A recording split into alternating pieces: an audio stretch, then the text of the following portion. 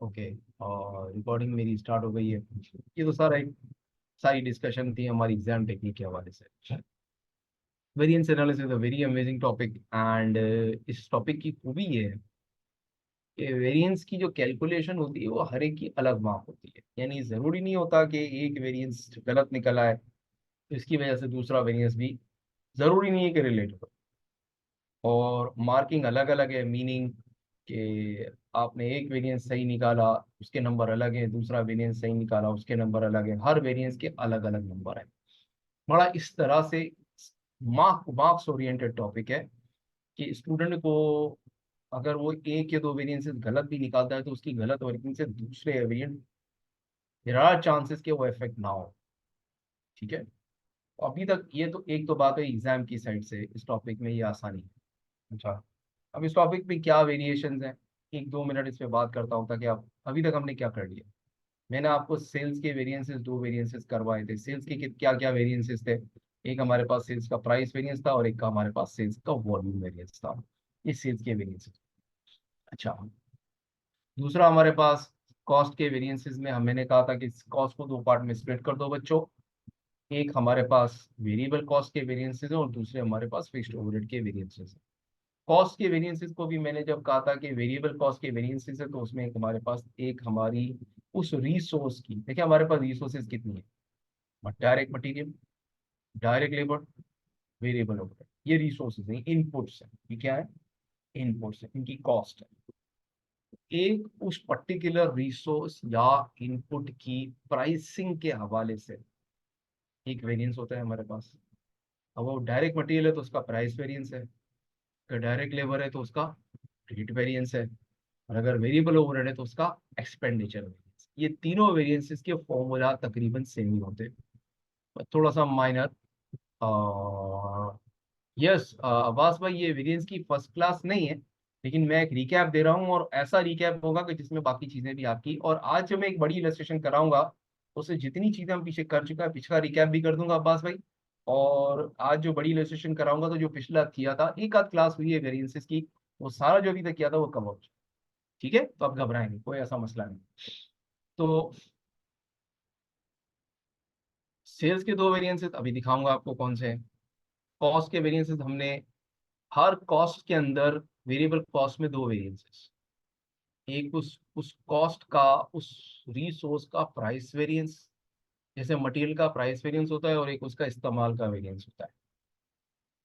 ठीक है, यानी वो पर्टिकुलर रिसोर्स जरूरत से ज्यादा इस्तेमाल हुई या कम इस्तेमाल हुई, एक उसको मेजर करने का रिसोर्स वेरिएंस है। और एक उसकी स्टैंडर्ड प्राइस और एक्चुअल प्राइस में कमी का जो, क्या कमी या ज्यादती का जो वेरिएंस है वो अलग है। अब अच्छा, इसी तरह सेम यही वेरिएंसेस आपके लेबर में आते हैं। लेबर में एक रेट, स्टैंडर्ड रेट और एक्चुअल रेट को मेजर के डिफरेंस को मेजर करने का वेरिएंस अलग है, उसका नाम है डायरेक्ट लेबर रेट वेरिएंस। इसी तरह लेबर स्टैंडर्ड, यानी जरूरत से जितनी जरूरत थी उससे ज्यादा इस्तेमाल हुई या कम इस्तेमाल हुई, इसको मेजर करने के लिए डायरेक्ट लेबर एफिशिएंसी वेरिएंस है। बिल्कुल इसी तरह वेरिएबल ओवरहेड में भी दो वेरिएंसेस है, एक उसका रेट वेरिएंस है जो उसकी प्राइस के डिफरेंशियल को मेजर करता है, और एक वेरिएबल ओवरहेड का एफिशिएंसी वेरिएंस है जो उसके स्टैंडर्ड एंड एक्चुअल यूजेज को मेक ए डिफरेंस को मेजर करता है। समझ में आया?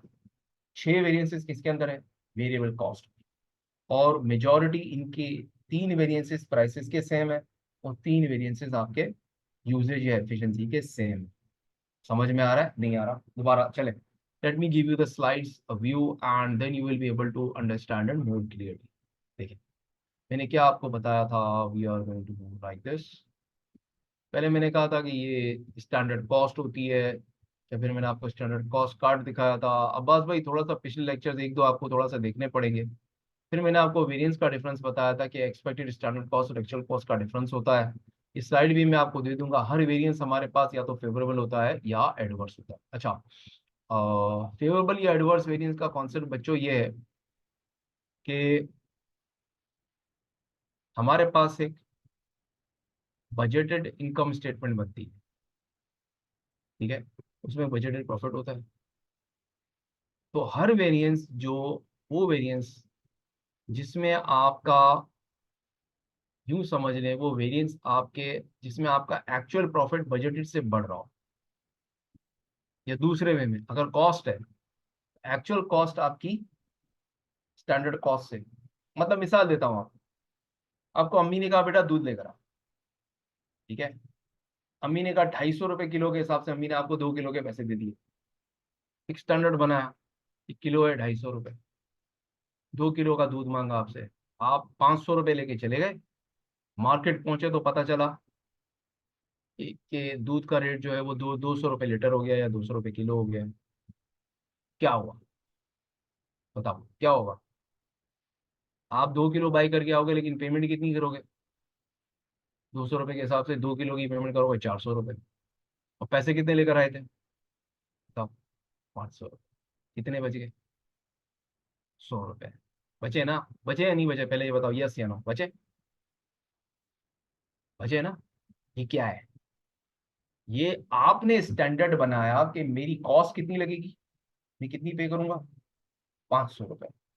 स्टैंडर्ड आपने बनाया, एक बजट बनाया कि मेरा जो आउटफ्लो होगा वो 500 होगा, लेकिन एक्चुअल में आउटफ्लो क्या हुआ, 500 से कम हो गया, आपकी कॉस्ट क्या हो गई, कम हो गई। तो ये जो कॉस्ट का कम होना है, एक्चुअल कॉस्ट स्टैंडर्ड कॉस्ट से कम हो जाए, तो हम क्या कहते हैं कि ये हमारे लिए क्या है, कॉस्ट में कमी आ जाए स्टैंडर्ड से, तो हम कहेंगे ये फेवरेबल है।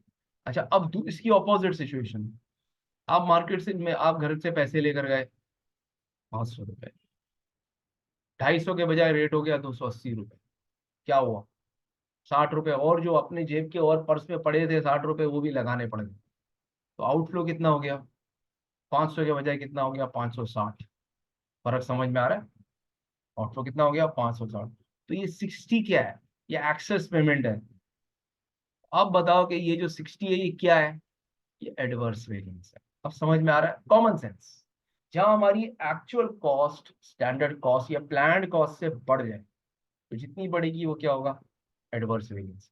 और जितनी हमारी स्टैंडर्ड कॉस्ट या प्लान्ड कॉस्ट से जितनी हमारी कॉस्ट नीचे होगी, तो वो क्या होगा, वो होगा एडवर्स वेरिएंस। क्लियर है बच्चों? दिस इज क्लियर, आसान। अच्छा, अब अब और आगे बढ़ता हूँ। अब देखें, ये पूरी स्लाइड भी मैंने आपको भेजनी है। अच्छा, हमने एक और बात, खास बात, अगर आपको मैंने थोड़ा सा पिछला आपको एब्जॉर्प्शन कॉस्टिंग का या मार्जिनल कॉस्टिंग का आइडिया हो, तो हम पता है क्या करते हैं कि जब हम वेरिएंसेस पढ़ते हैं तो इन वेरिएंसेस को दो पार्ट में स्प्लिट कर देते हैं। और याद रखिएगा, मैंने जो आपको मार्जिनल एब्जॉर्प्शन कॉस्टिंग का हैंड आउट भी दिया है ना, तो कुछ सवाल मैंने आपको नहीं कराया। कुछ सवाल मैंने आपको इसलिए नहीं कराया है कि आई कैप के कुछ क्वेश्चन ऐसे हैं एब्जॉर्प्शन और मार्जिनल कॉस्टिंग के जिसके अंदर वेरिएंसेस एनालिसिस इंक्लूडेड है। मार्जिनल कॉस्टिंग का क्वेश्चन है, उसके अंदर वो वेरिएंसेस क्या है, ये वेरिएंसेस भी निकाल के दिखा। जब तक वो पार्ट नहीं कर सकते जब तक मार्जिनल कॉस्टिंग के साथ साथ आपने वेरिएंसेस ना किए। समझ रहे हैं? तो उन सवालों को मैंने क्या कर दिया, रोक दिया, ताकि अब जब हम वेरिएंसेस कर लेंगे तब हम उन सवालों को करेंगे। आई कैप के बहुत सारे कैप थ्री के ऐसे टॉपिक्स हैं जो इंटीग्रेटेड है, मतलब उसमें एक से ज्यादा टॉपिक है। मिसाल देता हूँ, एक ऐसा टॉपिक हो सकता है आपके पास जिसके अंदर ब्रेक इवन एनालिसिस के साथ मार्जिनल कॉस्टिंग भी आ रहा हो, या कुछ कैलकुलेशंस भी आ रही हो ऐसी टेक्निकल जो किसी और टॉपिक से रिलेटेड है। मेरे पास एक टॉपिक है जो प्रोसेस कॉस्टिंग है, और एक टॉपिक है स्टैंडर्ड कॉस्टिंग। तो प्रोसेस कॉस्टिंग और स्टैंडर्ड कॉस्टिंग को मिलाकर एक टॉपिक बनता है जिसको हम कहते हैं स्टैंडर्ड प्रोसेस कॉस्टिंग। बड़ा मजा आता है करने में, ऐसे सवाल 3 या 4 ही सवाल आते हैं आईकेएफ के पूरे हिस्ट्री में, 3 सवाल आते हैं या 4 सवाल आते हैं, जो टॉपिक बनता है जिसको हम कहते हैं स्टैंडर्ड प्रोसेस कॉस्टिंग। और 2009 में एक सवाल है, 2015 में है, 2019 या 20 में, और फिर मेरे ख्याल से एक चौथा सवाल हाल में कोई 2022 में आया हो तो आया। टोटल 4 सवाल आते हैं इस टॉपिक। लेकिन इतना जबरदस्त सवाल है, पहला पार्ट वेरिएंसेस से होता है, नहीं, पहला पार्ट प्रोसेस कॉस्टिंग का होता है, दूसरा पार्ट वेरिएंसेस का होता है। तो इसके लिए भी रेडी रहिएगा, ये दोनों टॉपिक आने चाहिए। अगर दोनों टॉपिक नहीं आते तो आप ये सवाल सॉल्व नहीं कर सकते। ठीक है, चलें, तो ये इंटीग्रेटेड चीजें हैं हमारे पास। अच्छा, कैप थ्री में बहुत सारी चीजें एक दूसरे से इंटीग्रेट हो जाती है।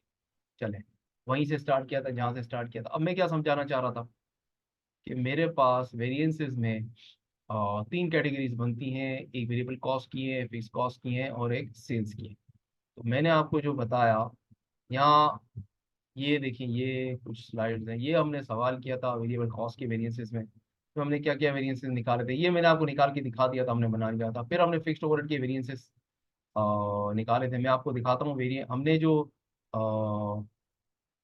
वेरिएबल कॉस्ट के वेरिएंसेस निकाले थे, वो ये थे, ये वाले थे। ये मैंने आपको निकाल के दिखाए थे, याद आ रहा है? मटेरियल की ये मेरी प्राइस के वेरिएंसेस थे। देखिए मैंने आपको कहा कि हमारे पास वेरिएबल कॉस्ट में ये प्राइस के वेरिएंसेस हैं, या प्राइस या किसी भी रिसोर्स के स्तंभ की प्राइस के वेरिएंसेस। ये वाला फॉर्मूला और ये वाला फॉर्मूला सेम है, ठीक है। और फिर इसके साथ वेरिएबल ओवरहेड के वेरिएंसेस भी आ रहे हैं। तो ये हमारा क्या है, फॉर्मूला फॉर्मूला सेम है वेरिएबल ओवरहेड एक्सपेंडिचर वेरिएंस का। अब आते हैं किस पे, मैं सिर्फ रिकैप दे रहा हूँ। मटेरियल यूजेज वेरिएंस का ये फॉर्मूला, और लेबर एफिशिएंसी वेरिएंस का ये फॉर्मूला, और वेरिएबल ओवरहेड एफिशिएंसी के formula conceptually same. Practically actually same होना किसका है, लेबर एफिशिएंसी वेरिएंस का और वेरिएबल एफिशिएंसी वेरिएंस का फॉर्मूला रियलिटी में सेम, चीजों में फर्क है। यहाँ जो स्टैंडर्ड आवर्स अलाउड और एक्चुअल आवर्स अलाउड, ये पूरा ब्रैकेट सेम होता है, लेकिन रेट का ये स्टैंडर्ड रेट यहाँ लेबर का होता है, यहाँ किसका होता है, वेरिएबल ओवरहेड का होता है। और यहाँ जो डिफरेंस है वो क्या, यहाँ पे भी फॉर्मूला सेम है, लेकिन यहाँ एक्चुअल रेट और स्टैंडर्ड रेट लेबर के हैं, यहाँ एक्चुअल रेट और स्टैंडर्ड रेट वेरिएबल ओवरहेड के। तो ये स्टोरी किसकी थी, वेरिएबल कॉस्ट की। फिर हमने बात की थी, ये वाला जो सवाल था हमारा, जिस पर मैंने आपको एक्सप्लेन किया था क्या, फिक्स्ड ओवरहेड के वेरिएंसेस। पूरा हमारा चैप्टर था, पूरा हमारी इस पे क्लास गई थी, हमने की थी। एक इलस्ट्रेशन मैंने आपको ऐसी करवाई थी जिसके अंदर हमने सिर्फ ये वेरिएंसेस कैलकुलेट किए थे, याद आ रहा है जी। अब एक या दो स्टूडेंट मुझे कह रहे हैं कि इसमें क्या कुछ डिफिकल्टी आई थी। मिस सबा गालिबन कह रही है कि फिक्स्ड ओवरहेड में इशू आया था, या जो मैंने बड़ा सवाल दिया था उसमें कुछ इशू आया था। तो मुझे बताया कि आपका मसला किसके अंदर आ रहा था, फिक्स्ड ओवरहेड के अंदर आ रहा था जी, बड़े सवाल में हो रहा था इशू, या इस इलस्ट्रेशन में इशू आ रहा है, बताएं जी बच्चों, किसके अंदर प्रॉब्लम आ रहा था जी। कोई रिस्पॉन्स देना प्लीज, कोई रिस्पॉन्स ही नहीं आ रहा। जी मिस सबा, अच्छा जो क्वेश्चन आपने दिया था करने के लिए उसके अंदर, चलो ठीक है, मैं इसका तो क्विकली रिकैप देता हूँ ताकि मैं आपको, तो मेरे साथ आज कुछ नए स्टूडेंट्स हैं तो मैं चाह रहा हूँ पिछला थोड़ा रिकैप। चलें, इसमें हमने क्या किया, देखिए इसमें क्या रिकैप था हमारा, हमारे पास प्रोडक्शन ओवरहेड के वेरिएंसेस में मेन वेरिएंस हमारा जो टोटल वेरिएंस होता है उसका कॉस्ट वेरिएंस, वो हमारी ओवर या अंडर अब्जॉर्प्शन ओवरहेड की, ओवर या अंडर अब्जॉर्ब्ड ओवरहेड की अमाउंट होती है, ठीक है। तो उस टोटल ओवर या अंडर अब्जॉर्ब्ड ओवरहेड की अमाउंट को हम दो पार्ट में स्प्लिट कर देते हैं, ठीक है। ये हमारे पास जो भी आती है ओवर या अंडर अब्जॉर्ब्ड ओवरहेड, उस अमाउंट को हम दो पार्ट में स्प्लिट कर देते हैं। वो हमारी जो दो उस यानी दो वेरिएंसेस बनती है मिलते हैं, एक उसका एक्सपेंडिचर वेरिएंस बनता है, एक उसका वॉल्यूम वेरिएंस बनता है। यानी याद रखिएगा, फिक्स्ड ओवरहेड में दो हमारे पास दो मेन वेरिएंस होते हैं, एक एक्सपेंडिचर वेरिएंस होता है जिसको हम स्पेंडिंग वेरिएंस भी कहते हैं, याद रखिएगा आई कैप कभी कभी इसको स्पेंडिंग वेरिएंस भी कहेगा, ठीक है। और वॉल्यूम वेरिएंस जो है इसका, ये भी फर्दर दो पार्ट में स्प्लिट होता है, एक उसका एफिशिएंसी वेरिएंस होता है और एक उसका कैपेसिटी वेरिएंस होता है। अच्छा, अब असल बात में आ जाता हूँ आपको हमारे बड़े सवाल जो मैंने आपको करने के लिए दिया था। अब मैं डायरेक्टली आपको वहीं लेकर आता हूँ, ये मैंने किया हुआ था और मैंने आज आपको जल्दी ऑफ करके देना है क्योंकि आज आपका टेस्ट भी है।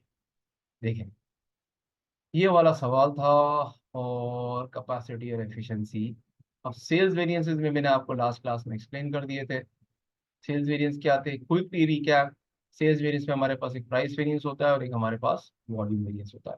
और जो वॉल्यूम वेरिएंस होता है ये आपका एब्जॉर्प्शन कॉस्टिंग के इन्वायरमेंट में या आपका प्रॉफिट पे स्टैंडर्ड प्रॉफिट पर यूनिट पे कैलकुलेट होता है, और मार्जिनल कॉस्टिंग में ये आपका स्टैंडर्ड कंट्रीब्यूशन पर कैलकुलेट होता है, ठीक है। अब आते हैं मेन इलस्ट्रेशन पे जो आज का टॉपिक है। देखिए बहुत जबरदस्त इलस्ट्रेशन है ये।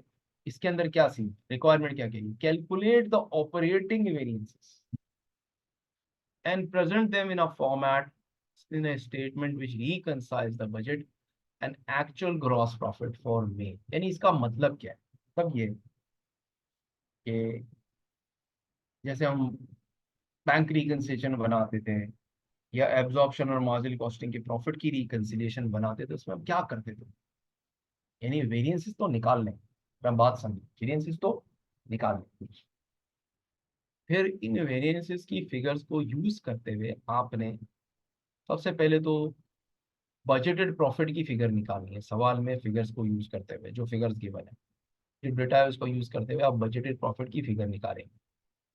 फिर इसके बाद जो आपके सेल्स के वेरिएंसेस उसमें जो प्लस जो पॉजिटिव है उनको ऐड कर दें, और जो यानी जो फेवरेबल वेरिएंसेस है वो ऐड कर दें, और जो एडवर्स है वो माइनस कर दें।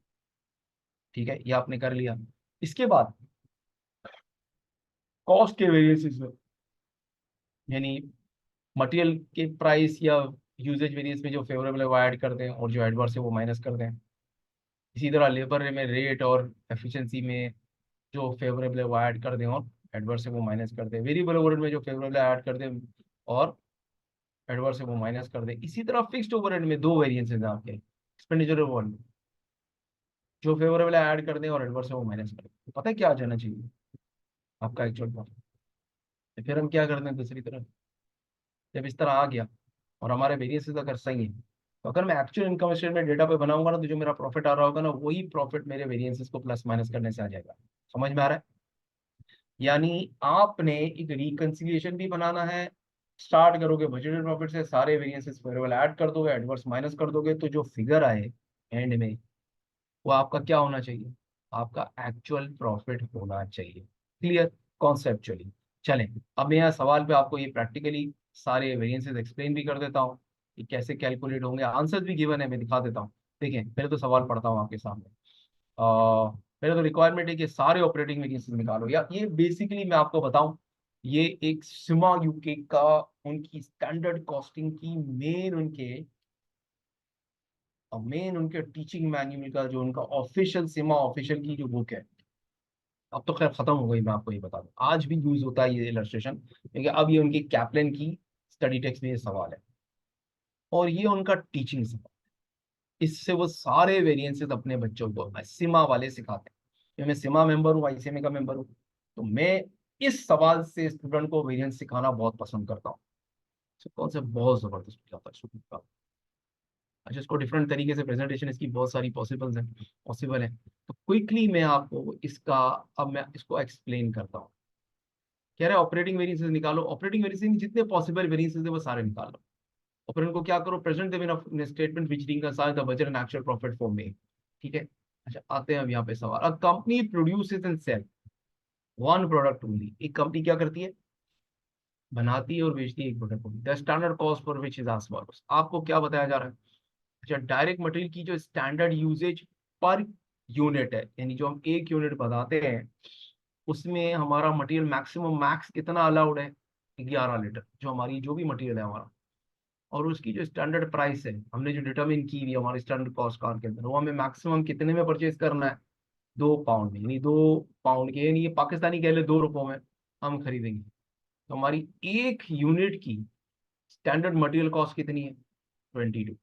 इसी तरह वेजेस, यानी जो वर्कर्स काम करेंगे हमारे पास एक यूनिट को बनाने में, हमारी स्टैंडर्ड प्रोडक्ट को बनाने में, एक यूनिट को बनाने में मैक्सिमम कितने आवर्स लगने चाहिए, स्टैंडर्ड आवर्स अलाउड एक यूनिट के कितने, 5 घंटे।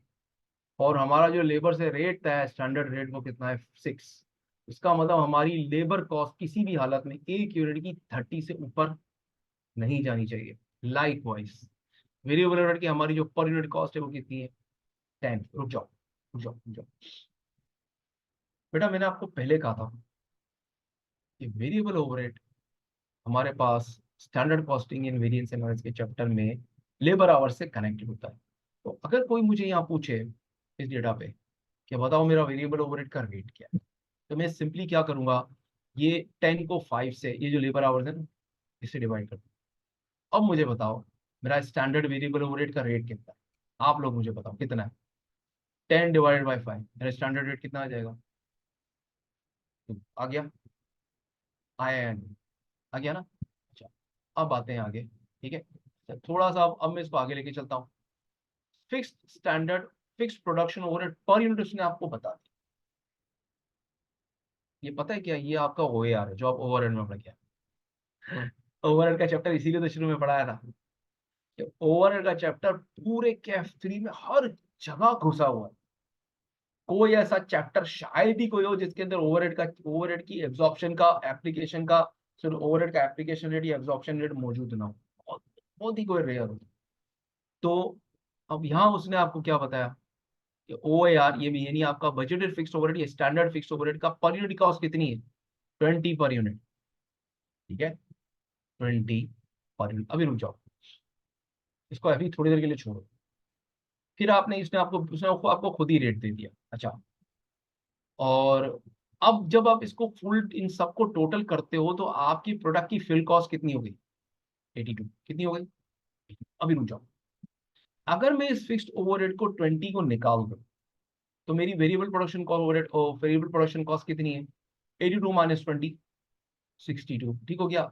अच्छा, अब स्टैंडर्ड ग्रॉस प्रॉफिट सवाल में खुद ही बता रहा है कि कंपनी का जो स्टैंडर्ड सेलिंग प्राइस है और उसकी जो स्टैंडर्ड प्रोडक्शन कॉस्ट है उसका जो डिफरेंशियल है वो कितना है, 38। तो बेसिकली जब मैं सेल्स का वॉल्यूम वेरिएंस निकालूंगा और जब मैं एब्जॉर्प्शन कॉस्टिंग की के अंदर, क्योंकि सवाल की जो रिक्वायरमेंट है वो क्या है बताओ, सवाल की रिक्वायरमेंट है कि आप क्या करो, बजटेड प्रॉफिट और एक्चुअल ग्रॉस प्रॉफिट को रिकंसाइल करो। तो याद रख लेना कि जब हम एब्जॉर्प्शन कॉस्टिंग में वेरिएंसेस निकालते हैं तो बजटेड प्रॉफिट और एक्चुअल प्रॉफिट को रिकंसाइल करवाते हैं, और जब हम मार्जिनल कॉस्टिंग के अंदर वेरिएंसेस को रिकंसाइल करवाते हैं, उसकी रिकंसिलिएशन स्टेटमेंट, रिकॉन स्टेटमेंट बनाओगे तो बजटेड कंट्रीब्यूशन और एक्चुअल कंट्रीब्यूशन को रिकंसाइल कराओगे। समझ में आ रहा है या नहीं आया? क्या बताया काम की बात? जब आप मार्जिनल कॉस्टिंग में रिकॉन बनाओगे तो पहले बजटेड कंट्रीब्यूशन निकालोगे और एक्चुअल कंट्रीब्यूशन से उसको रिकंसाइल, यानी आप सारे वेरिएंसेस किसके अंदर प्लस या माइनस करोगे, बजटेड कंट्रीब्यूशन। और कौन से करोगे, वेरिएबल ओवरहेड्स, वेरिएबल कॉस्ट करोगे, तो आपके पास क्या आ जाएगा, एक्चुअल कंट्रीब्यूशन। अब मजीद आगे किस तरह चलेंगे वो डिफरेंशियल मुझे एक्सप्लेन करना है जब एब्जॉर्प्शन कॉस्टिंग की रिकंसिलिएशन स्टेटमेंट या ऑपरेटिंग स्टेटमेंट पढ़ ली होगी। तो फिर जब आप आओगे किसके अंदर, मार्जिनल कॉस्टिंग में, तो उसका डिफरेंस तब आपको समझ में आएगा। ठीक हो गया? आगे बढ़ते हैं। अब यहाँ हम सिर्फ वेरिएंसेस पे बात कर रहे हैं। अच्छा, अब यहाँ हम नेक्स्ट, द यूनिट रेट, अभी रुक जाओ, the unit rate for fix production overhead is based on an expected annual output of 24,000 unit. यानी आपको ये कह रहा है कि हमारी जो एनुअल कैपेसिटी है सालाना, 24,000। ठीक हो गया। assume that each calendar month is equal and the budgeted sales volume for me was 2,000 units। अब रुक जाओ, 24,000 यूनिट सालाना, महीने कितने होते हैं हमारे पास, महीने कितने होते हैं हमारे पास, 12। 24,000 को 12 से डिवाइड करो, 24,000 को 12 से डिवाइड कर दो। ये देखो, 24,000 को जब आप 12 से डिवाइड करो, देखो मैं आपको यही यहाँ एक्सप्लेन कर रहा हूँ, नजर आ रहा है आपको यहाँ पे क्या क्या बताया उसने, नोट करो।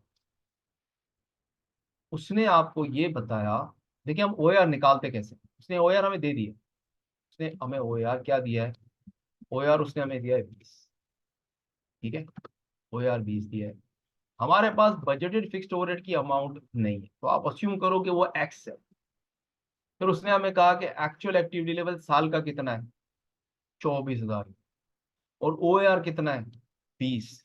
तो अब मुझे बताओ पूरे साल का बजटेड फिक्स्ड ओवरहेड कितना है, निकाल सकते हो, निकालो। पूरे साल का बजटेड फिक्स्ड ओवरहेड कितना आ जाएगा, ये आ जाएगा आपके पास 400 एंड एनी। मैं सिंपली क्या करूंगा, ये यहाँ जब ये आपके पास x divide by 24,000 is equal to 20 O A R, तो जब यहाँ ये डिवाइड हो रहा है तो वहां जाके क्या हो जाएगा, मुझे x की वैल्यू निकालने के लिए क्या करूंगा, इसकी साइड चेंज करके यहाँ क्या कर दूंगा, इसको मैं कर दूंगा मल्टीप्लाई। तो मुझे बताओ मेरा एनुअल फिक्स्ड ओवरहेड की अमाउंट कितनी आ गई, बजटेड अमाउंट पूरे साल की, 4,80,000, यही साल की। अच्छा, अगर कोई मुझे कहे कि बताओ एक महीने की कितनी है, तो मैं क्या करूंगा, इसको 12 से डिवाइड कर दो, तो एक महीने की कितनी हो गई, समझ में आया? नोट करो, इतनी बात समझ में आ गई। ये कुछ वर्किंग्स हमने पहले से कर ली। ठीक हो गया? किसी को कोई इशू तो नहीं है बच्चों, बताओ, इज दिस ओके? यहाँ तक कोई मसला तो नहीं? जी, क्लियर है, क्रिस्टल क्लियर है? ओके, आगे बढ़ते हैं। अच्छा, अब क्या है हमारे पास, अब ये उसने हमें एक्चुअल डेटा दिया हुआ है, number of units produce and sold, ये उसने बताया है कि हमारी बजटेड प्रोडक्शन 2,000 यूनिट्स थी, तो हर महीने की है, और इस महीने में हमने 1,750 यूनिट बेचे हैं, सेल्स रेवेन्यू ये है, एक्चुअल डेटा ये है। अब वो हमें क्या कह रहा है कि आप वेरिएंसेस निकालो। ठीक है, अच्छा, अब हम क्या करते हैं, देखें। पहले आप पता है क्या करें, सबसे पहले आसानी करें। यानी अभी आप नया नया काम कर रहे हैं ना, ऑपरेटिंग अभी स्टेटमेंट के चक्कर में ना पड़े, थोड़ी देर के लिए भूल जाए। सही है, जो आता है वो करें, जो आता है वो करते हैं। ठीक है, देखें दिखाता हूं। सबसे पहले अभी जितना आता है ना वो करें। तो हम क्या करेंगे, देखें हम ये करते हैं कि सबसे पहले आप सेल्स वेरिएंसेस निकाल लें। अभी ये इनकम स्टेटमेंट, ये जो डेटा दिखा रहा हूँ ना, इसको इग्नोर कर दें। सबसे पहले क्या करो बेटा, सेल्स के वेरिएंसेस इस तरह कैलकुलेट करो। यानी पहले सिर्फ वेरिएंसेस की वर्किंग करो। लिखो अपने पास, अभी यहाँ बनाओ आप। आपको मेरा स्क्रीन नजर आ रहा है, बताएं। सबसे पहले क्या करो, हम variances calculation of variances, variances की कैलकुलेशन करते हैं। सबसे पहले क्या करो, सेल्स के variances, variances of sales, variances निकाल रहे हैं। सेल्स में सबसे पहला वेरिएंस कौन सा होता है, सेल्स प्राइस वेरिएंस। देखिए मैं आपको एक और खास बात बताता हूँ, बहुत इंपॉर्टेंट। आई कैप जो है ना, आई कैप एग्जाम के हवाले से बात कर रहा हूँ, थोड़ा सा टॉपिक रुक के। आई कैप सेल्स वेरिएंसेस बहुत कम पूछता है, बहुत कम। लेकिन यकीन करो जो पूछेगा ना, तो स्टूडेंट्स की है ना, मतलब मैं क्रिकेट की जबान में आपको बात करूं, बेचारे स्टूडेंट लुढ़क जाते, मैनेज नहीं कर पाते। थोड़ा सा हम, जो चीज ज्यादा आ रही है ना, हम उसी के पीछे पड़ते हैं। अगर कोई चीज कम एग्जामिन हुई और आपको आती है और वो पेपर में आ जाए, आपको पता है कि अगर ये आ गई मैं नहीं कर पाऊंगा, अगर नहीं आता होगा तो बेहतर है कि भाई कर लो। ये बहुत इंपॉर्टेंट है। और आपके ये वेरिएंसेस की ऑपरेटिंग स्टेटमेंट तब तक नहीं बन सकती जब तक आप उसमें सेल्स के वेरिएंसेस ऐड ना करो। समझ में आ रहा है, इसके सेल्स वेरिएंसेस भाई आपको आने चाहिए। ठीक है, चले आगे बढ़ता हूँ। सेल्स के हमारे दो वेरिएंसेस हैं। अच्छा, एक है हमारे पास सेल्स प्राइस वेरिएंस। ये कैसे निकलता है, ये रिवर्स कैलकुलेट होता है। Actual sales price minus budgeted या standard sales price multiplied by actual sales volume. अब रुक जाओ, थोड़ी इसकी लॉजिक पे बात करते हैं कि लॉजिक क्या है बच्चों। मैं जब आपको कॉस्ट के वेरिएंसेस बनाता था, तो मैं standard selling price, standard price, cost price पहले रखता था, एक्चुअल बाद में रखता था। क्यों, कि हमारा फायदा कब होता है, हमारा प्रॉफिट कब बढ़ता है, जब आप स्टैंडर्ड से ज्यादा पे बेचोगे। आपने सोचा था यार ये गिलास है, ये पेन है, मैं पेन बना पाऊँ। मैंने सोचा था पूरी बजटिंग की मैंने कि यार ये 20 रुपए की बिक जाएगी। ठीक है, मैं मार्केट में गया तो मैंने देखा दूसरी कंपनी बंद हो गई, या अल्लाह ना करे उस कंपनी के साथ कोई इशू हुई है। तो हमारे यहाँ लोगों की सोच क्या होती है बताओ। अब तो मैं इसके 30 रुपए भी मांगूंगा, कोई मेरे को देगा। समझ में आ रहा है या नहीं आ रहा, बात समझ में आ रही है या नहीं, मैं लोगों की फितरत आपको बता रहा हूँ। आप मार्केट में जाते हो, आपने सोचा था कि मैं 20 रुपए की बेच डालूं, लेकिन मार्केट में गए तो मार्केट का नक्शा ही बदला हुआ है। मार्केट में तो यूं समझो 30 रुपए में भी आपको हाथ चूम के लोग ले जाएंगे आपसे। तो फिर आप 20 रुपए में बेचोगे या 30 रुपए में बेचोगे, आप बताओ।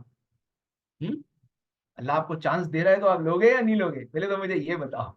हाँ, प्रैक्टिकली क्या करेंगे, बताओ। हाँ, चांस लेंगे या नहीं लेंगे, लेंगे। तो फिर यही बात, हमें सेल्स के वेरिएंसेस के कानून उल्टे हैं। इसमें फेवरेबल वेरिएंस तब होता है जब आप स्टैंडर्ड से ज्यादा पे बेचे। तो हमारा जो ये ब्रैकेट है ये फेवरेबल है, यानी ये पॉजिटिव है। ये पॉजिटिव कब आएगा, जिसमें एक्चुअल पहले हो और स्टैंडर्ड बाद में। समझ में आया। तो इसके जो ब्रैकेट है सेल्स के वेरिएंसेस, ये उल्टे लिखे जाते हैं, याद रखिएगा। अच्छा, आगे आते हैं अब मैं। अच्छा, कुछ किताबों में ये सीधे भी लिखे हुए हैं, लेकिन फिर भी उसके अंदर वेरिएंस का रूल यही फॉलो होता है कि अगर ये एक्चुअल ज्यादा हो तो फेवरेबल है, और एडवर्स यानी स्टैंडर्ड स्टैंडर्ड ज्यादा हो तो एडवर्स है या अनफेवरेबल है। अब मेरे पास यहाँ क्या सीन है, देखें लिखे। अब यहाँ है आपके पास सेल्स प्राइस वेरिएंस। अच्छा, सेल्स प्राइस वेरिएंस आपको एक्चुअल सेलिंग प्राइस निकालनी पड़ेगी सवाल में। वो कितनी आ रही है, 218,750 और 1750, ये हम निकालेंगे। तो हम क्या करेंगे, देखिए यहाँ रख लें।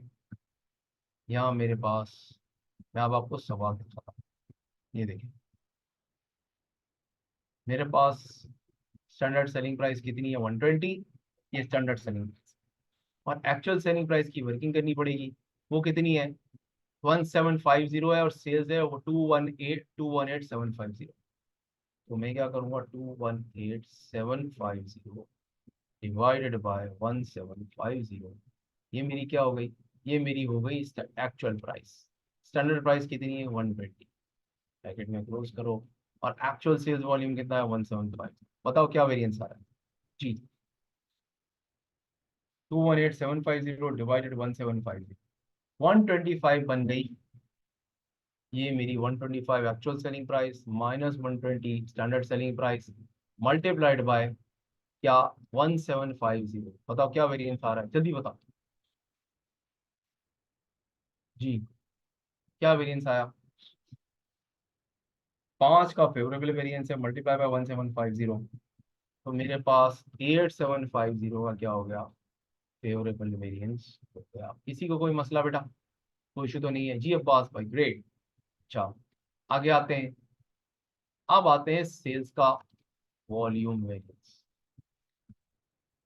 ओके, अच्छा, अब इसको निकालो, इसका फॉर्मूला लिखो। इसका फॉर्मूला क्या है बच्चों, इसका फॉर्मूला है actual sales volume minus budgeted sales volume multiplied by standard profit per unit. ठीक हो गया। ये किसके अंदर है, ये है आपका, ये फॉर्मूला है, मैं यहाँ लिख देता हूँ। जब हम, हमारे पास सवाल हमें क्लियरली बता रहा हो कि we are in standard absorption costing, किसके अंदर है, स्टैंडर्ड एब्जॉर्प्शन कॉस्टिंग सिस्टम। जब सवाल ये कहे तभी ये फॉर्मूला लगाना है, वरना अगर सवाल एब्जॉर्प्शन की जगह का स्टैंडर्ड मार्जिनल कॉस्टिंग सिस्टम, तब हम स्टैंडर्ड प्रॉफिट की जगह यहाँ पता है क्या कर देंगे, स्टैंडर्ड कंट्रीब्यूशन पर यूनिट ले लेंगे। ये याद रख लें, ये इंपॉर्टेंट पॉइंट है। अगर ये भूले तो गए, एग्जामिनर को छेड़ने वाली बात। ये अफोर्डेबल नहीं है कि आप इसको यहाँ पे बदल दो। ठीक है बेटा। तो अब हम सबसे पहले इसको यूं समझ लो, एब्जॉर्प्शन कॉस्टिंग में है, तो हम इसको किस पे निकालेंगे, स्टैंडर्ड प्रॉफिट पर यूनिट पे निकालेंगे। तो हमारा actual profit, actual sales volume कितना है, 1750। बजटेड सेल्स वॉल्यूम कितना है, 2000। अब मुझे बताओ हमारा स्टैंडर्ड प्रॉफिट कितना था, निकालो। आ जाओ सवाल पे, यहाँ आ जाओ। स्टैंडर्ड प्रॉफिट हमने यहाँ सवाल में गिवन है कितना है, ग्रॉस प्रॉफिट 38। लिखो यहाँ पे लिख दो 38। अब मुझे बताओ बच्चों आंसर क्या आएगा जी, आंसर क्या आ रहा है बेटा, जल्दी बताओ।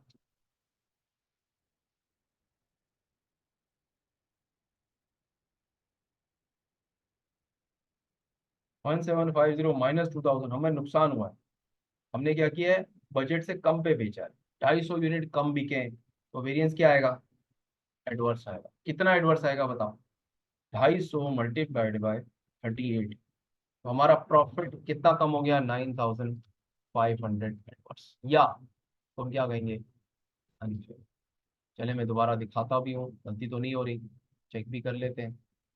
ये देखिए, ये देखिए नजर आया, ओके हो गया, कोई इशू तो नहीं है बेटा, मेरे साथ हो, बताओ। इज दिस ओके जी miss Saba, and we have miss Sambul, कोई इशू तो नहीं है बच्चों, बताओ बेटा, कोई इशू तो नहीं है, मेरे साथ हो सब, सब ठीक है, आगे चले ओके।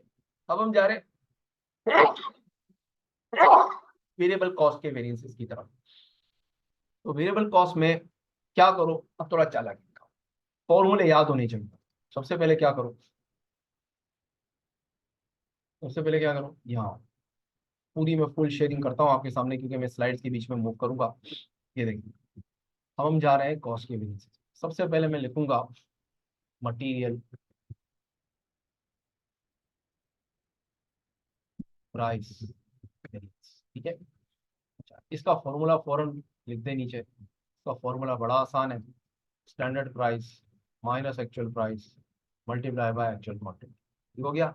अच्छा, अब क्या करना है, लाओ सवाल की तरफ बढ़ो। अब हम क्या करेंगे, ये देखें, स्टैंडर्ड प्राइस कितनी है तो एक्चुअल प्राइस निकालनी पड़ेगी। एक्चुअल क्वांटिटी कितनी है जो इस्तेमाल हुई, 1954। अब हम बात जाते हैं सवाल की तरफ। स्टैंडर्ड प्राइस ये बने, यकीन नहीं आता देख लो। स्टैंडर्ड प्राइस हमारे पास ये बने 2 पाउंड, ठीक है, तो हमने लिखी 2 पाउंड। अब हम एक्चुअल प्राइस निकालेंगे, उसके लिए हमें थोड़ा सा चीज़ों को डिवाइड करना पड़ेगा। ये देखिए, हम जा रहे हैं डिवीजन की तरफ।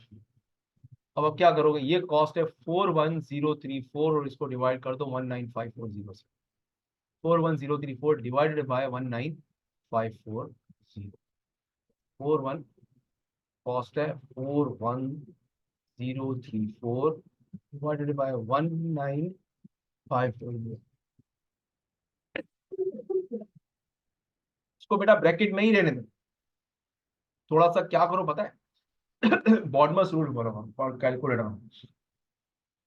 अब आपने क्या करना है, यहाँ पे इसको और मल्टीप्लाई करना है इसी 19540, ठीक है, तो आपके पास आंसर आ जाएगा। मैं सिर्फ ये चेक करना चाह रहा हूँ मेरी यहाँ कोई गलती तो नहीं है, 541034 है या नहीं है। यस, 41034 है, 19540। अब मुझे बताएं, मेरी 41034 डिवाइडेड 19540, मेरी actual cost I 2 - 2.1 multiplied by 195। बताओ बच्चों आंसर क्या आ रहा है बेटा। जी, जबरदस्त जबरदस्त, सब बहुत अच्छे जा रहे हैं माशाल्लाह, ग्रेट। अब हुआ क्या, इसको समझो भी। हुआ क्या, हर लीटर मैंने कितने लीटर एक्चुअल में बाई किए, 19,540 लीटर कंपनी ने बाई की। टोटल प्रोडक्शन में एक्चुअल परचेज हमारी कितनी हुई, 19540। 1950 यानी 19,540 लीटर बाई किए। और हर लीटर पे 10 पेंस, क्योंकि पाउंड में हिसाब है, तो 10 पेंस यानी पाकिस्तानी रुपीज की अगर हम बात करें तो 10 पैसे यानी 0.1 रुपी यानी 10 सेंट्स या 10 पेंस या 0.1 पाउंड यानी 1 पाउंड का 10वां हिस्सा हमने हर लीटर पर ज्यादा पे किया। तो टेक्निकली हुआ क्या, ये सीन बन गया। ये आपके पास, आप यहाँ आ गए, ये सीन हो गया 0.1 मल्टीप्लाइड बाय, ये क्या हो जाएगा, 19540। बताओ क्या आंसर आएगा, 1954। क्या एडवर्स कह लें या इसको क्या कह सकते हैं, अनफेवरेबल कह सकते हैं। यहाँ तक किसी को कोई मसला, आई बिलीव कोई इशू नहीं, ठीक है। अच्छा आगे बढ़ते हैं, अब रुक जाओ। अब आपकी मर्जी है कि इसी के नीचे लेबर रेट वेरिएंस और वेरिएबल ओवरहेड एक्सपेंडिचर वेरिएंस जो फॉर्मूले या कॉन्सेप्चुअल सेम है वो कैलकुलेट कर लो, क्योंकि वो बाजों का क्या होता है, फॉर्मूले या अप्रोच सेम होती है ना, तो स्टूडेंट्स के लिए बड़ा आसान हो जाता है चीज़ों को करना।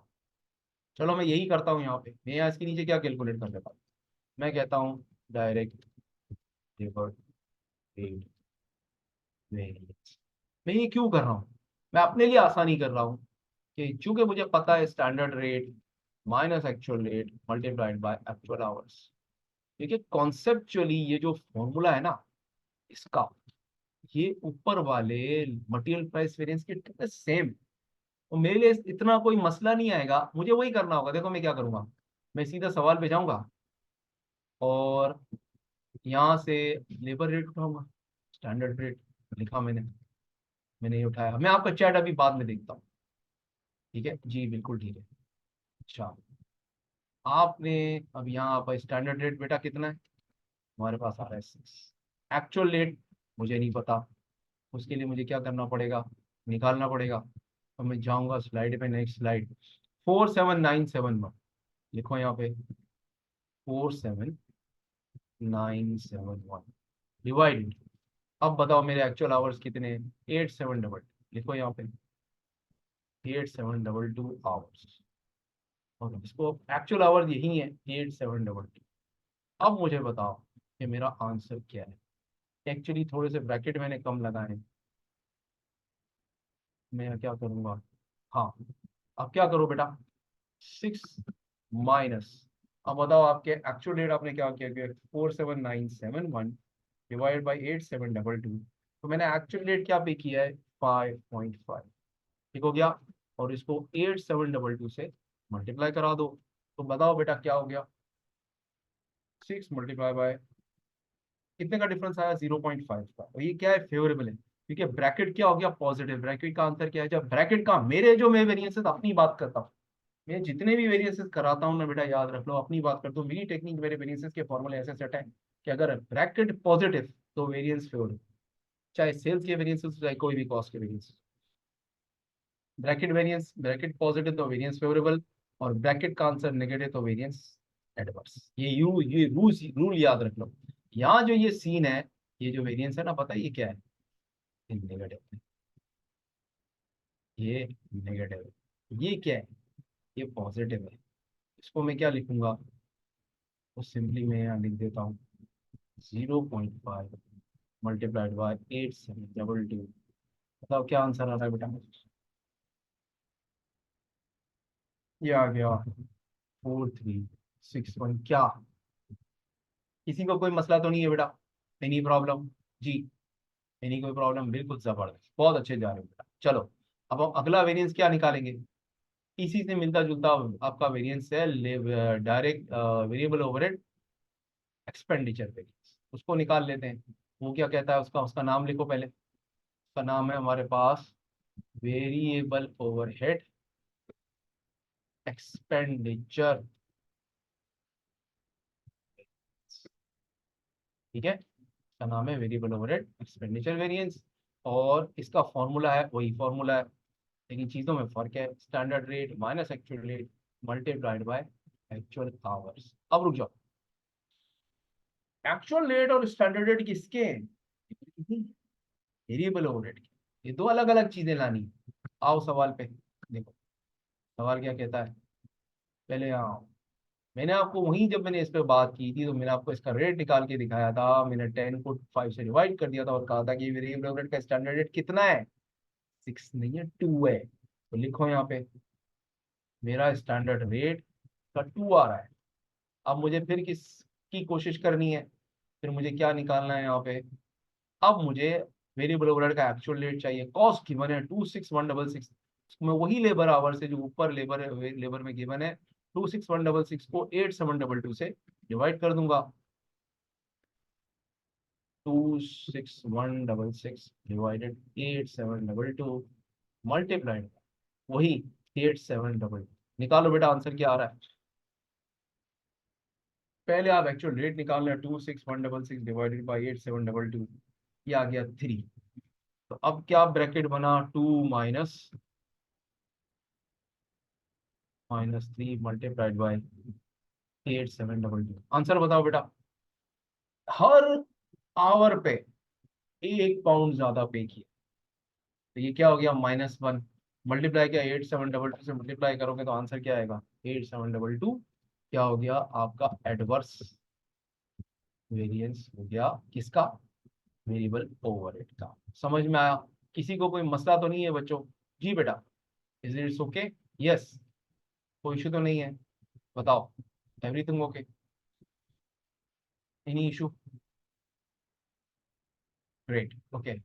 चलें, अब हम किसकी तरफ जाते हैं, अब हम बढ़ते हैं, मटेरियल की प्राइस वेरिएंस और सब कुछ हो गया, अब हम जाते हैं मटेरियल यूसेज, या इसका एक और भी नाम, कभी कभी इस यूसेज को क्वांटिटी वेरिएंस भी कहते हैं, कभी कभी कहते हैं, लेकिन अभी आप सिर्फ इसको क्या कहो, जो नाम लिखा हुआ है, ठीक है। तो चलें, अभी आपने इसको क्या किया, अच्छा, इसका फॉर्मूला क्या है, standard quantity allowed minus actual quantity multiply by standard price. ठीक है, अब स्टैंडर्ड क्वांटिटी अलाउड निकालनी पड़ेगी। आ जाओ सवाल पे, अब थोड़े कॉन्सेप्ट चेंज हो गए, अब ये वेरिएंस की पूरी जो पिलर है ये चेंज हो गया।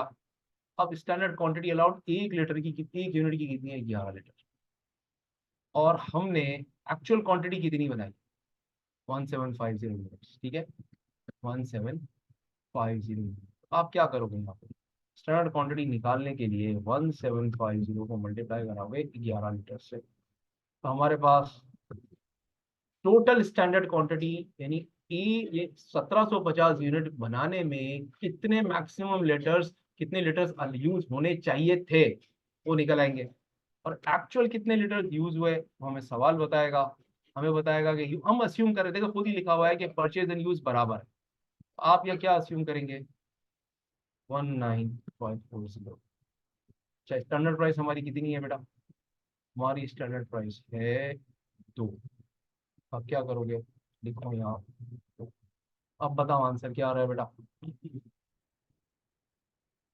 1750 मल्टीप्लाई बाई 11, ये आ गया 19250 माइनस 19540 मल्टीप्लाइड बाई 2। बताओ क्या आंसर आ रहा है बेटा? जी, 19250 माइनस 19540। 290 आपने ज़्यादा इस्तेमाल किया है। ठीक है, 1 मिनट रुक जाएगा। और मल्टीप्लाइड बाई 2, तो मेरे पास आंसर आ रहा है 580। ये आंसर आ रहा है 580। एडवर्स कह लें या अनफेवरेबल कह लें। ठीक है, चेक कर लेते हैं, कोई गलती तो नहीं है। कभी कभी हमसे भी गलतियां हो जाती हैं। ये देखिए 580 एडवर्स। ठीक है, अच्छा, चले आगे बढ़ते हैं। ठीक है, आगे बढ़ते हैं। अगला है बेटा हमारा, यही वेरिएंस है, यानी फॉर्मूला ऑलमोस्ट कॉन्सेप्ट यही रहेगा। सॉरी, मैंने थोड़े ब्रेसेस छोड़ दिए हैं, मैं ऐड कर देता हूँ, अगर आपको बुरा न लगे कि सर लाओ सर थोड़ा चीज़ों को कॉम्प्रोमाइज कर। अच्छा, अगला बेटा हमारे पास वेरिएंस आएगा डायरेक्ट लेबर एफिशिएंसी वेरिएंस। ठीक है, इसको हम क्या कहेंगे बेटा? इसका फॉर्मूला कॉन्सेप्चुअली वही है, लेकिन स्टैंडर्ड क्वांटिटी की बजाय क्या हो जाएगा? Standard hours allowed.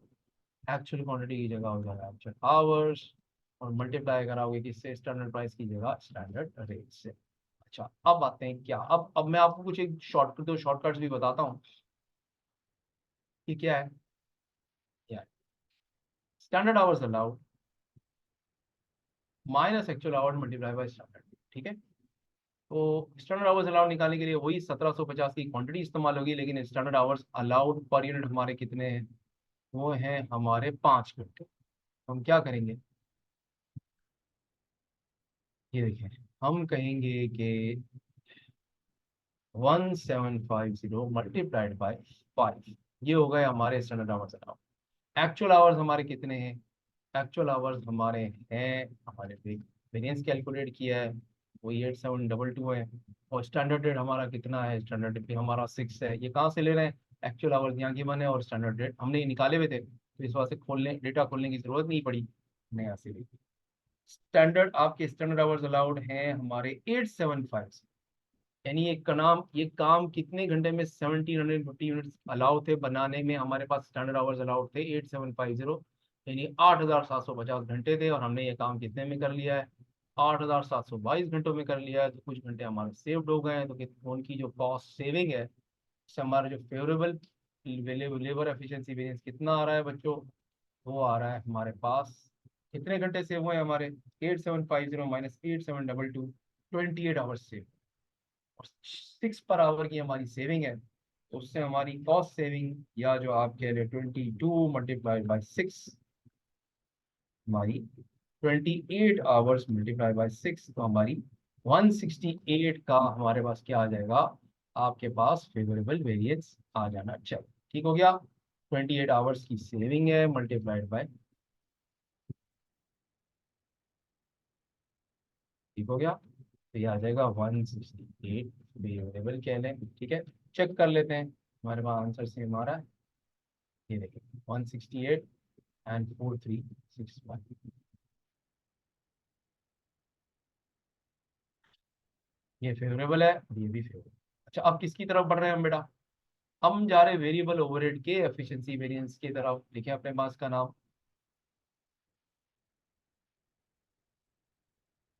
ठीक है, लिखो जल्दी से फॉर्मूला। फॉर्मूला क्या है बेटा? फॉर्मूला वही है, standard hours allowed minus actual hours multiplied by standard rate. अब रुक जाओ, अब रुक जाओ, याद रख लें, सिर्फ एक पते की बात बता रहा हूं। चूंकि लेबर आवर्स और वेरिएबल ओवरहेड के आवर्स सेम ही, तो ये जो ब्रैकेट होता है ना, standard hours allowed actual hours, ये पूरा ब्रैकेट जो लेबर एफिशिएंसी वेरिएंस में होता है ना, यही वेरिएबल ओवरहेड एफिशिएंसी। मुझे कुछ भी नहीं करना, क्या करना है बताएं। ये जो ऊपर मैंने लिखा है ना, आप खुद वर्किंग करके देख लें, ये एज इट इज आ जाएगा, आ जाएगा, करके देखिए, सेम आएगा। क्या फर्क होगा, स्टैंडर्ड रेट डिफरेंट होगा, ये किसका होगा, वेरिएबल ओवरहेड का। वो कितना है, वो 6 नहीं होगा, वो कितना होगा पता है। अब बताओ आंसर क्या आ रहा है। 28 × 2। अब आंसर 168 नहीं आएगा, आंसर आएगा 56। क्या, 6 क्या आएगा, 56 आएगा फेवरेबल।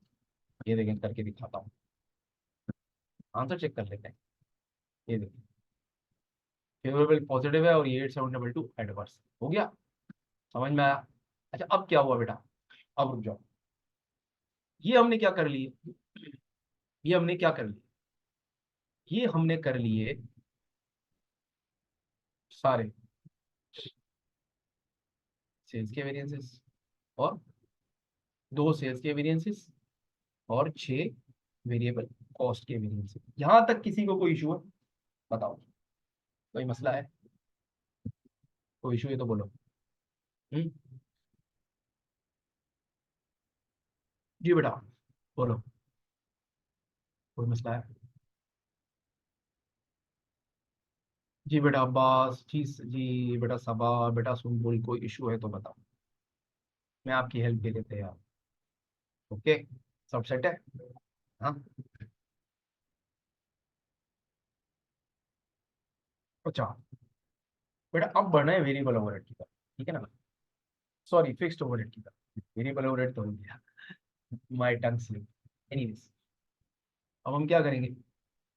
अच्छा, कभी भी बेटा इस किस्म की जो सिचुएशन हो ना, उसमें ओवरहेड की ओवर एब्जॉर्प्शन या अंडर एब्जॉर्प्शन की अमाउंट, यानी ओवर एब्जॉर्ब ओवरहेड या अंडर एब्जॉर्ब ओवरहेड को निकालने के चक्कर में, जब किस कौन सा सवाल हो, जब वेरिएंसेस हो, तो जो जो कोशिश करो, जो पूछ रहा है ना वही बस उसका आंसर दे दो, ठीक है। एग्जाम कंडीशंस क्या, तो याद करो, फिक्स्ड ओवरहेड में हमारे दो मेन वेरिएंस, एक फिक्स्ड ओवरहेड का एक्सपेंडिचर या स्पेंडिंग वेरिएंस है, और एक उसका वॉल्यूम वेरिएंस, ठीक है।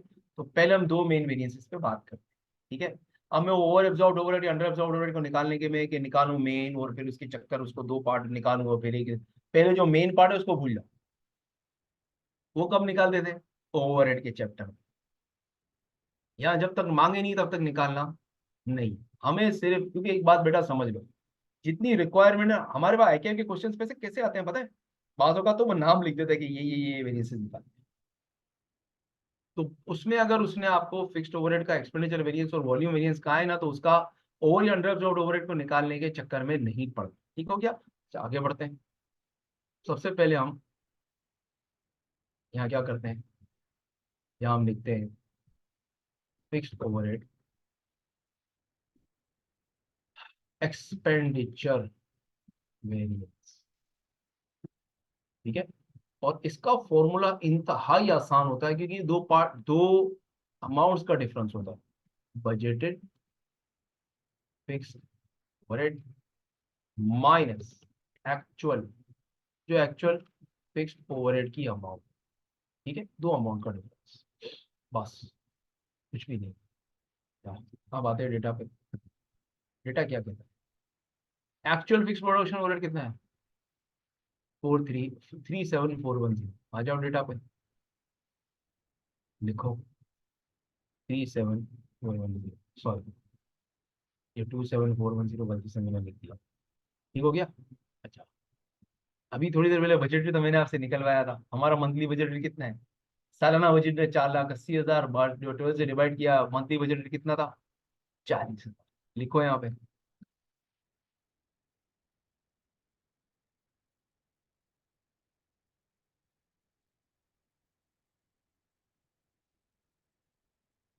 अब मुझे आप दोनों का डिफरेंस बताओ जल्दी से, बताओ क्या आंसर है। जी बच्चों,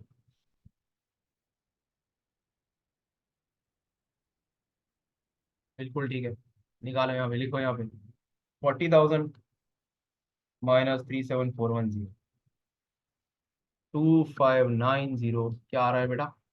ये आ रहा है इज इक्वल टू 2590 क्या? बस ठीक हो गया, एक कहानी खत्म। बजटेड ज्यादा है, एक्चुअल कम है।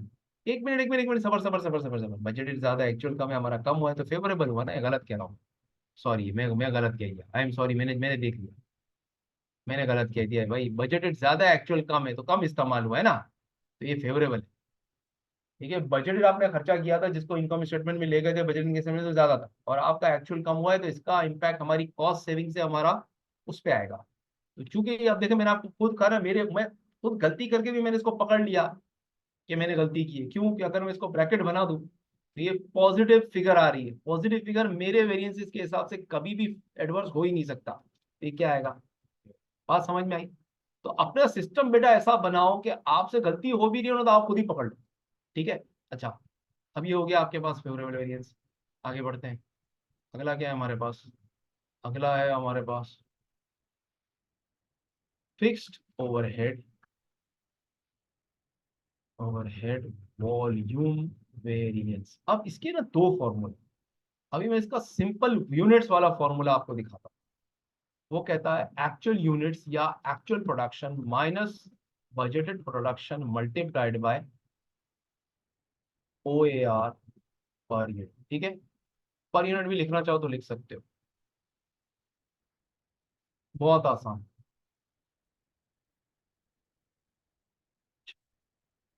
एक्चुअल प्रोडक्शन क्या है?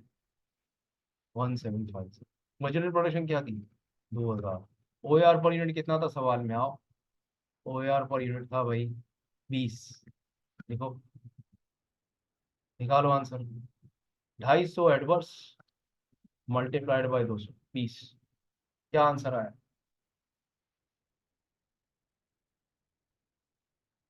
5,000 एडवर्स आ गया। किसी को कोई इशू तो नहीं है? बताओ, बताओ।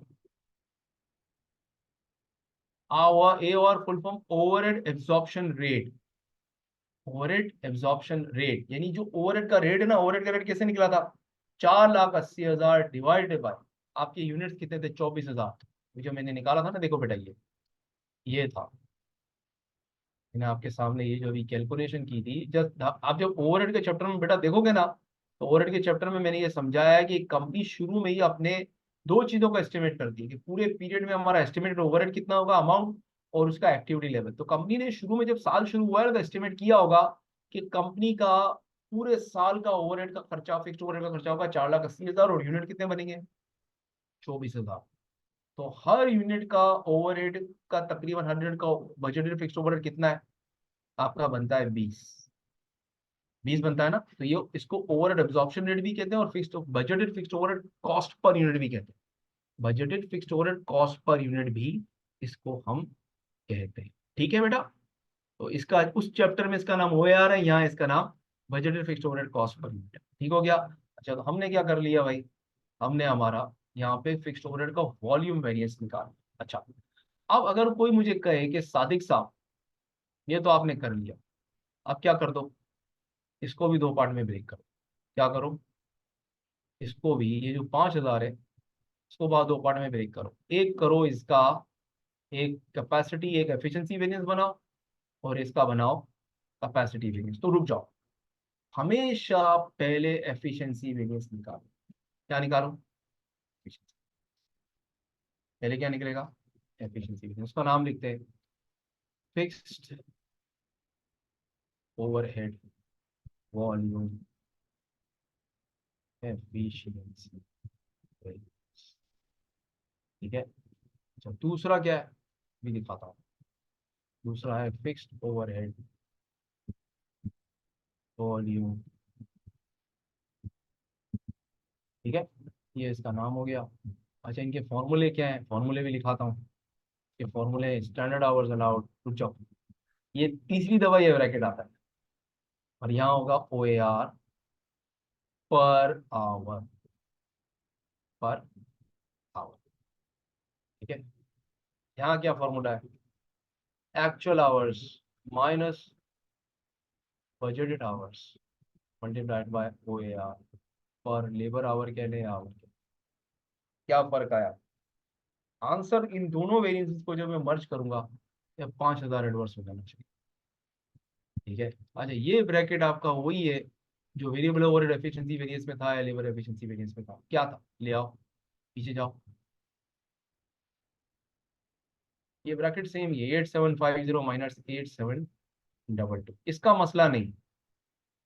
मसला पता है किसका है? मसला है O R per hour. O R per hour का। अभी मैं आपको बताता हूँ ओ आर पर आवर कैसे निकले। देखिए यार, आपके आवर्स कितने हैं? आपके आवर्स है, 1 मिनट के स्टैंडर्ड आवर्स अलाउड है 5। 5 है, ठीक है। और आपके बजटेड 1 महीने की बजटेड अमाउंट है, बजटेड है 40। तो अब मैंने क्या करना है? बड़ा काम सिंपल है। मुझे जब ओ आर पर आवर निकाला, पहले मैंने ओ आर पर यूनिट निकाला था। ओ आर पर यूनिट तो गिवन था। ओ आर पर यूनिट कैसे, अभी इसमें थोड़ी सी बहस आपके सामने करता हूँ कि ओ आर पर आवर कैसे आता है, क्योंकि ये निकालना तो ये तो पहले निकाला हुआ है। ये फिगर तो हमारे पास, ये आवर्स और बजट आवर्स गिवन है, इनकी कोई टेंशन नहीं। असल मसला जो स्टूडेंट फंसता है ना, किसके अंदर फंसता है पता है? इसको निकाल, यही इसका मेन चैलेंज। ये निकालने वगैरह इनके अंदर तो ये बड़ी आसानी से आ जाता है। मेन जो प्रॉब्लम आपको फ्यूचर में आएगी वो इसको निकालने में आएगी। इसको निकालने के लिए बेटा दो चीजें चाहिए। पहले तो हम कैलकुलेशन करते हैं ओ ए आर पर आवर कैसे आया, ठीक है। तो इसके लिए बेटा दो चीजें चाहिए।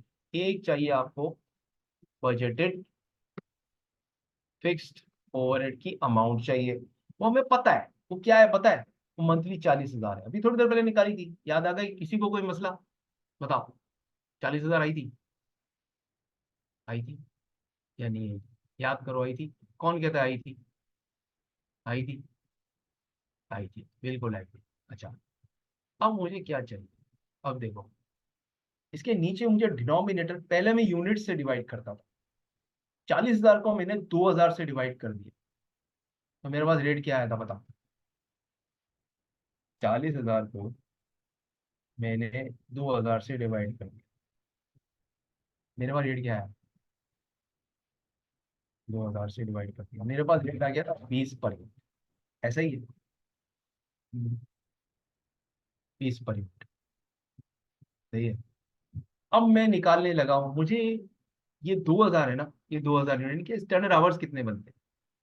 हर यूनिट का स्टैंडर्ड आवर्स है 5। तो 2,000 को 5 से डिवाइड, तो 5 से मल्टीप्लाई कर दो। ये देखो, यानी मैं क्या करूंगा यहाँ पे?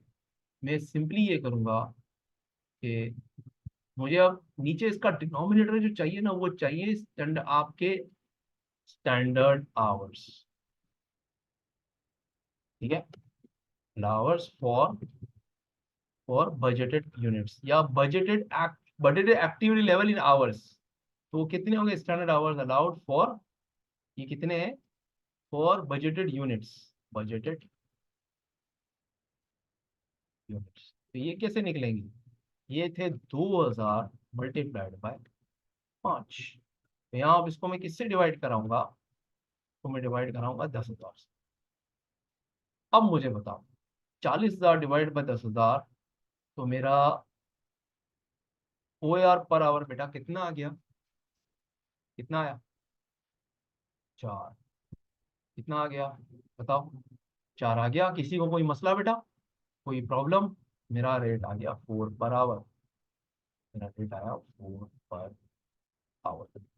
अब मेरा काम बहुत ही आसान हो गया। देखो, ये जो standard hours allowed minus lecture hours पता है, इन्हें निकाल ले। ये रहे, ये लेबर एफिशिएंसी वेरिएंस में और वेरिएबल एफिशिएंसी वेरिएंस का जो ये ब्रैकेट है, ये पूरा नीचे आ जाएगा। इसमें कोई फर्क नहीं है, चेंज थोड़ी होंगे। आ जाए यहाँ पे। अब मैं क्या करूंगा? यहाँ मैंने रखा 8750 माइनस 8722 मल्टीप्लाइड बाई क्या? 4 पर, अभी निकाला है ना, पर, ये आवर है, पर आवर। अब बताओ आंसर क्या आ रहा है बेटा?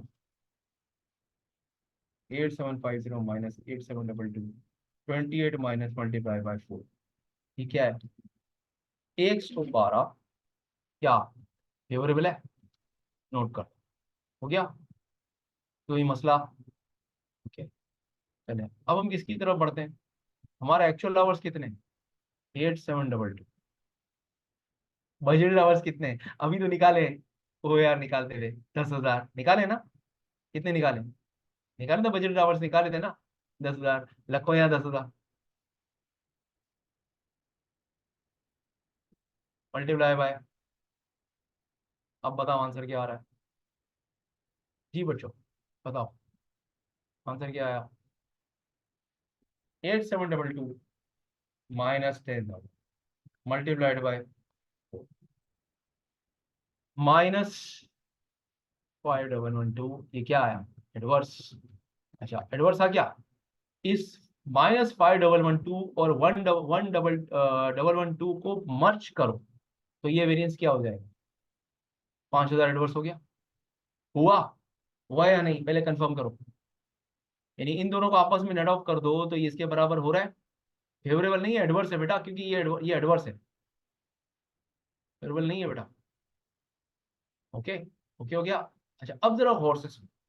जो असल बात मैंने अभी तक छुपा के रखी, ये जो आपका वॉल्यूम वेरिएंस होता है ना फिक्स्ड वॉल्यूम का, इसका एक और भी फॉर्मूला है।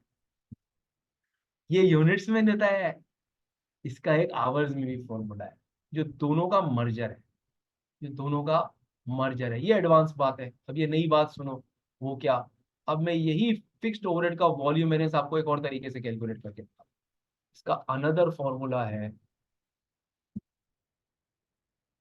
क्या है पता है? देखो, standard standard hours allowed minus budgeted hours multiplied by O A R. करके देख लो, आ जाए। स्टैंडर्ड आवर्स अलाउड कितने? 8750 माइनस बजटेड आवर्स है 10,000 multiply by hour per hour कितना है? 4। समझ में आया? तो कितना हुआ?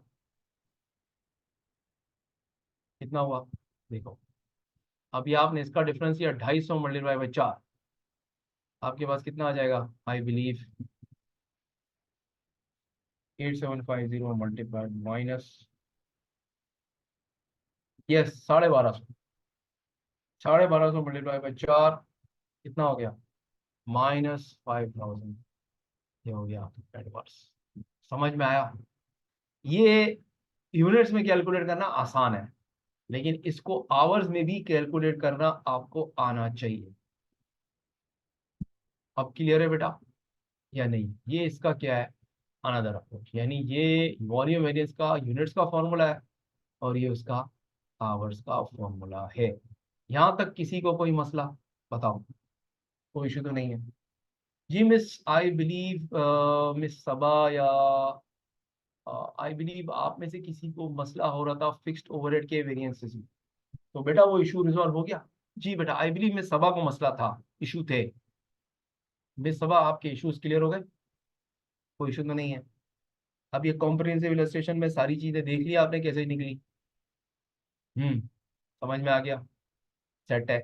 अच्छा, अब एक और चीज कर लेते हैं, हाथ लगे हाथों, क्योंकि अब यहाँ तक कर लिया है। तो अब हम ऑपरेटिंग स्टेटमेंट जिसको हम कहते हैं, या रिकंसिलिएशन स्टेटमेंट भी कहते हैं, भी बना लेते हैं। तो वो कैसे बनती है? बड़ी आसानी से बनती है, देखें यहाँ। अब मैं आपको इसकी लॉजिक दे रहा हूँ, बल्कि क्योंकि मैं थोड़ा सा सोच रहा हूँ कि मैं टाइम आपको दे दूं। ठीक है, अब इसको आप गौर से देखिए। आपने यहाँ क्या करना है? बजटेड प्रॉफिट लाना है। सबसे पहले सेल्स वॉल्यूम वेरिएंस जो भी ऐड कर दें, और सेल्स प्राइस वेरिएंस ऐड कर दें। इसका सीक्वेंस, सीक्वेंस क्या है? ये एक सीक्वेंस ये है, देखिए ये रहा, ये मैंने ये भी बनाया। फिर ओरिजिनल बजट निकालो। आपको पता है ओरिजिनल बजट का बजटेड प्रॉफिट कैसे आएगा? भाई 2,000 यूनिट महीने के थे सेल्स, बजटेड सेल्स। वही प्रोडक्शन है, वही सेल है। और स्टैंडर्ड प्रॉफिट पर यूनिट कितना है? 38 सवाल में गिवन है, तो मल्टीप्लाई करो। ठीक है, देखो यहाँ पे, देखो कैसे करोगे। पहले क्या करो, यहाँ आ जाओ। सबसे पहले क्या करो, अब ये वेरिएंसेस सारे निकाल दिया आपने ना, अब हर वेरिएंसेस की फिगर लेकर आएंगे। हम निकालने की मेहनत नहीं करेंगे, हमने निकाले हुए। ठीक है, तो हम कहेंगे हम क्या बना रहे हैं? ऑपरेटिंग स्टेटमेंट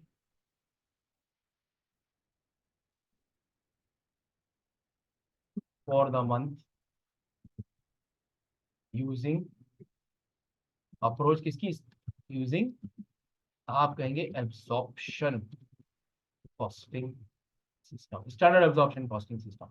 इसके लिए स्टार्ट कहाँ से करते हैं? हमेशा हम करते हैं बजटेड प्रॉफिट से। कहाँ से स्टार्ट करते हैं? बजट प्रॉफिट से। बजट प्रॉफिट कैसे निकलेगा? 2000 यूनिट है, अभी 2000 यूनिट मैंने आपको निकाल के दिखाए थे कैसे आए थे। और स्टैंडर्ड प्रॉफिट कहाँ था? ये रहा, सवाल में था, ये देखो स्टैंडर्ड प्रॉफिट, ये रहा 38। मल्टीप्लाई करो, वही कितना हो गया स्टैंडर्ड प्रॉफिट बताओ? 2000 मल्टीप्लाई बाई 38, स्टैंडर्ड प्रॉफिट हो गया 36 था, 76 था। अब इसके बाद एक तरतीब है, आपने सबसे पहले सेल्स वेरिएंसेस प्लस या माइनस करने होते हैं। और सेल्स में भी सबसे पहले कौन सा करते हैं? Sales volume variance. वो पॉजिटिव है या नेगेटिव है इससे फर्क नहीं पड़ता, सिर्फ आप दोनों को कर दो। तो हमारे पास सेल्स वॉल्यूम वेरिएंस क्या आया था जो मैंने निकाला था? सेल्स वॉल्यूम वेरिएंस मेरे पास आया था, इधर देखिए, सेल्स वॉल्यूम वेरिएंस मेरे पास आया था 9500 फेवरेट एडवर्स। और सेल्स प्राइस वेरिएंस आया था 8750 फेवरेबल। ये याद रखिएगा, 9500 एडवर्स। ठीक है, इसको कर लो। ठीक है, 9500,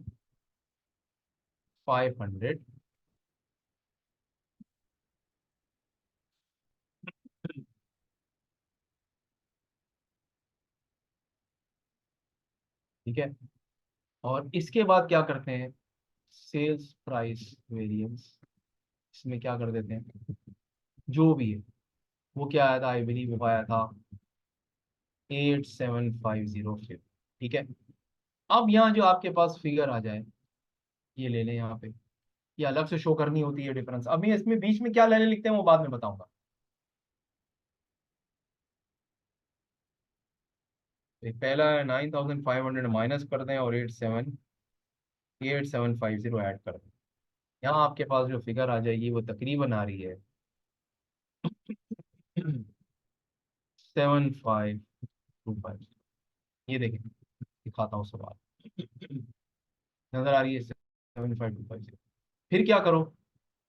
फिर ये करो कि बेटा जितने एडवर्स फेवरेबल वेरिएंस है उनका एक टोटल करके उनका टोटल निकाल लो, और एडवर्स वेरिएंस है उनका टोटल कर लो, और दोनों का डिफरेंस जो भी है फेवरेबल वेरिएंस ऐड कर दो, और टोटल एडवर्स वेरिएंस माइनस कर दो। तो आपके पास क्या आ जाना चाहिए पता है? आपका आपका जो एक्चुअल प्रॉफिट है वो आ जाना चाहिए। एक्चुअल प्रॉफिट सवाल में भी गिवन है, देखो सवाल में गिवन है 66,169। समझ में आ रहा है? 66,169। जी बेटा, बात समझ में आई। आप एक काम करो, मैं सोच रहा हूँ थोड़ा आपको मैं टाइम दे दूं कि आपका टेस्ट है, मैं भी क्लास थोड़ी जल्दी खत्म कर रहा हूँ। आप बेटा इसकी पिक्चर लो, मैं आपको दिखाता हूँ। ये रिकंसिलिएशन, इसकी भी पिक्चर ले लो। ये देखो, ये लिखा हुआ जो बीच में ना, standard gross profit from actual sales and ये सेल्स प्राइस, ये फिगर आ रही है। ये एक अलग अप्रोच है, इसकी पिक्चर लो। और ये एक अलग अप्रोच है इसको बनाने की। आई बिलीव ये ज्यादा आसान है कि पहले फेवरेबल वेरिएंसेस का एक साथ टोटल कर लो, वो प्लस कर दो, और एडवर्स वेरिएंसेस का एक साथ टोटल कर लो और वो माइनस कर दो। तो आपके पास क्या आ जाना चाहिए? Actual profit. इसकी एक्सक्यूज मी, सॉरी, मैंने शेयरिंग नहीं हो रही मेरे ख्याल से, वेरी सॉरी। शेयरिंग कर दूं मैं? ये देखिए बेटा, ये जो है, ये एक तरीका है कि एक ही प्लस माइनस करते जाओ और उनको नेट ऑफ करके ऐड कर दो। ये मेरे ख्याल से ज्यादा आसान है जो मैंने यहाँ पावर पॉइंट स्लाइड में बनाया हुआ है आपके, एक्सक्यूज मी, ये ज्यादा आसान है। इस तरह कर, नजर आ रहा है? ये ज्यादा आसान, तो ये बन जाएगा आपकी रिकंसिलिएशन स्टेप। समझ में आया? कोई इशू तो नहीं है? जी, इसकी पिक्चर ले लो और इस तरह बना लो। तो आपकी जो रिक्वायरमेंट ऑफिशियली देखिए, सिमा ने इसको ऐसे बनाया, इस सिमा की प्रेजेंटेशन। ठीक है, सिमा ने इसकी जो प्रेजेंटेशन है वो इस तरह से दी हुई है। क्लियर है? कोई इशू तो नहीं है? पता है, दोनों की पिक्चर ले लो, ये भी प्रेजेंटेशन किताबों में मिलती है, ऑफिशियली एक्सेप्टेबल है, और ये भी एक्सेप्टेबल है। ये ज्यादा आसान है। ठीक है, इसकी भी पिक्चर ले लो, जल्दी लो, लेके कंफर्म करो। ले ली?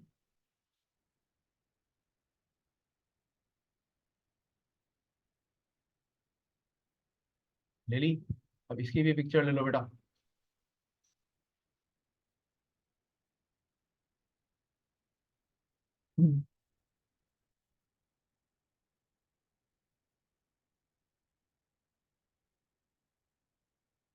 रियली, मेरे ख्याल से आज के लिए इतना काफी है। तो ग्रेट। बेटा आज की क्लास कैसी लगी, कोई इशू तो नहीं है? बताएं। पॉजिटिव, ओके, समझ में आया? जी, सही लगा? सेट है? बताएं।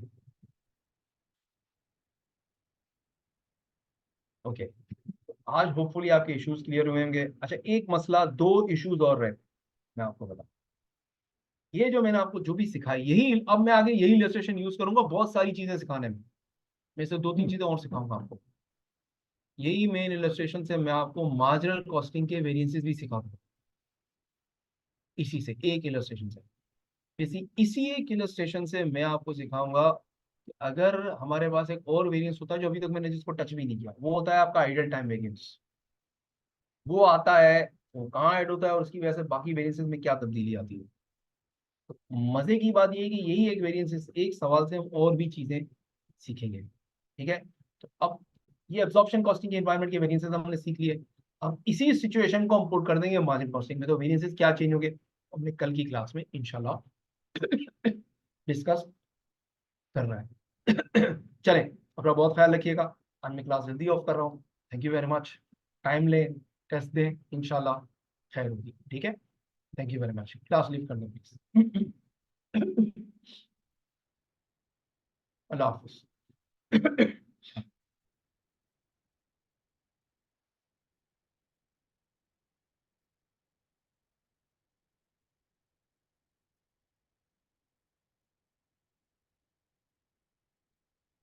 जज़ाकल्लाह। भैया।